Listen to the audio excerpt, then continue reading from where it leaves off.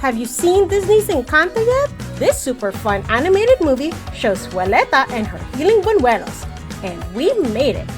Combine cassava flour, cornstarch, sugar, salt, baking powder, an egg, milk, butter, feta cheese, and mozzarella. Don't be afraid to get messy. Mix it all together with your hands. Keep mixing. It should feel not too wet or too dry.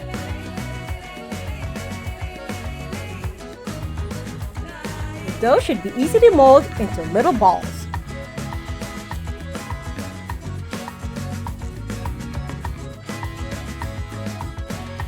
Deep fry these little cheese balls in hot oil. The balls are ready when each turns a golden brown all over. Serve right away while still hot to remedy any hunger pains.